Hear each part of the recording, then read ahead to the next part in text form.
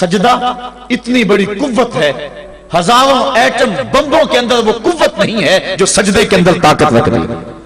آج دنیا سے ہم ڈر رہے ہیں اس لیے کہ ہمارے سجدے چھن گئے ہیں، ہمارے سجدوں کی آبرو چھن گئی ہے، ہمارے سجدوں میں وہ حرارت اور گرمی نہیں رہی، وہ رقت اور وہ نرمی نہیں رہی۔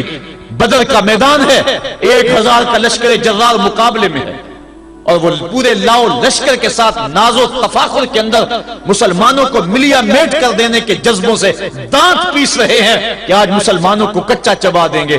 مسلمانوں کے ساتھ پاس صرف 8 تلواریں اور ان کے بطن میں کھانے کے لیے کچھ نہیں۔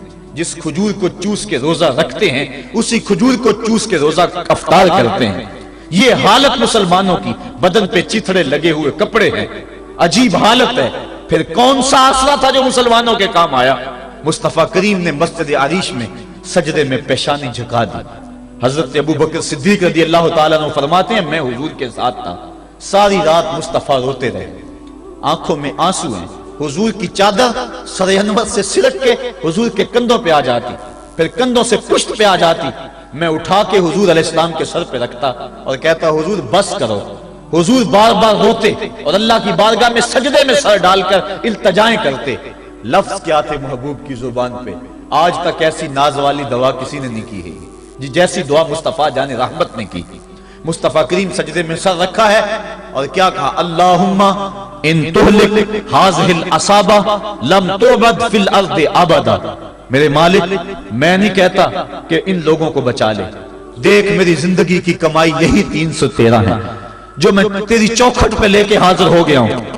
میری زندگی کا کل اثاثہ، میری زندگی کا کل سرمایہ کوہ ابو قبیس پہ کیے گئے درسوں کا نتیجہ، عکاظ کی منڈی کے اندر دیے گئے درسوں کا نتیجہ، اور ذی المجال کے میلے میں تیرے دین کی تبلیغ کا نتیجہ، طائف کے بازاروں میں پتھر کھا کھا کے جو تبلیغ کی اس کا نتیجہ، رستے میں گڑے، رستے میں بچھتے ہوئے کانٹے، اور مکے کے بازاروں میں میرے بدن کے اوپر پڑتی ہوئی اوجریاں، میں نے پھر بھی تیرا کلمہ بلند کیا۔ میرے مالک میری پوری زندگی کا گداز، میری پوری زندگی کا سرمایہ، میری زندگی کے آنسو، میری زندگی کا رونا سین حرم کے اندر کعبۃ اللہ کی چھاؤں کے میں سجدے کر کر کے، کوئی کبھی میں نے عمر مانگا، کبھی میں نے حمزہ مانگا، تیرے دین کے لیے میں نے جو ایک ایک کر کے تنکا جوڑا اور یہ ایک چھوٹا سا گھونسلہ بنایا۔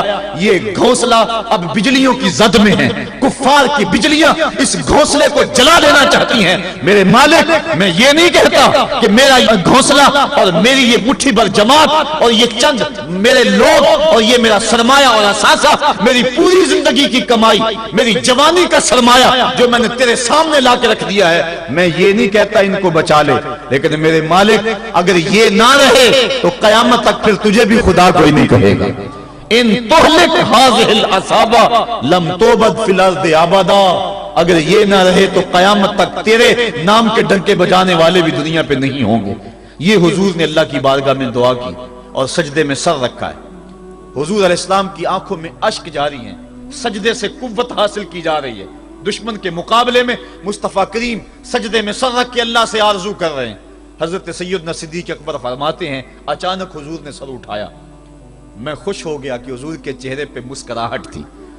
حضور مسکراتے ہوئے فرمایا ابشر یا ابا بکر ھذا جبریل آخذ بعنان فرسہ، ابو بکر بشارت ہو، وہ جبریل اللہ کی مدد لے کر آ گئے۔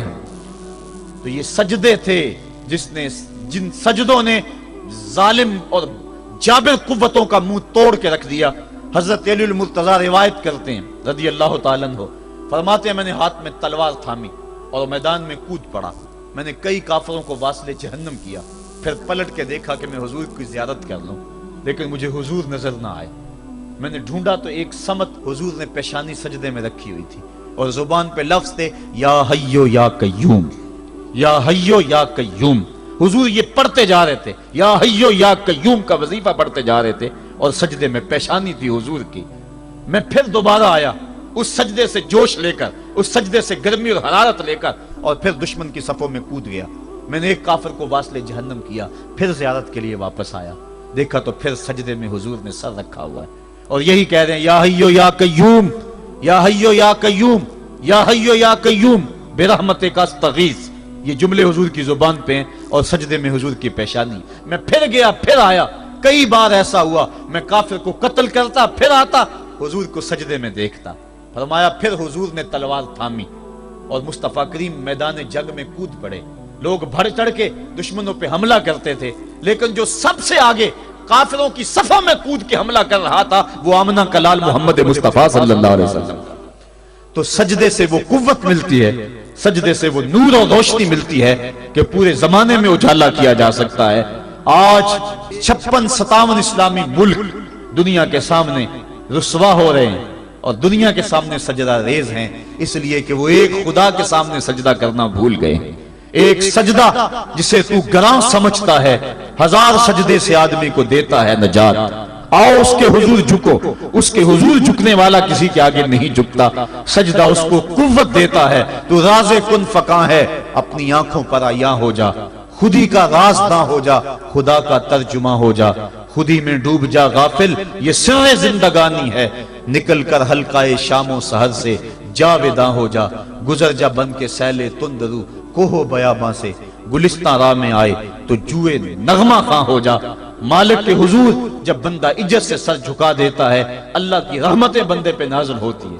ایک روایت میں آتا ہے جب بندہ نماز کے لیے کھڑا ہوتا ہے ابھی اس نے سجدے میں جانا ہوتا ہے, ابھی وہ قیام ہی کرتا ہے, اللہ فرماتا ہے میرے بندے کے گناہ جو ہیں اس کے بدن سے نکال کے ایک سمت کر دو تاکہ میرا بندہ اس حالت کے اندر میرے حضور حاضر ہو کہ وہ گناہوں سے پاک اور صاف ہو.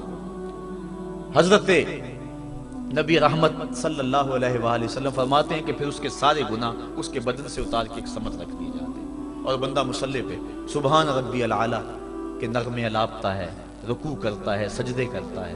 جب سلام پھیر کے نماز ختم کر کے دعا کر کے جانے لگتا ہے تو فرشتے عرض کرتے ہیں مالک یہ جو گناہ اتار کے ایک سائیڈ پہ رکھے تھے یہ دوبارہ اس کو دے دیں. اللہ فرماتا ہے جس کی جھولی سے گناہ نکال لیے تھے دوبارہ اس کی جھولی میں نہیں ڈالیں.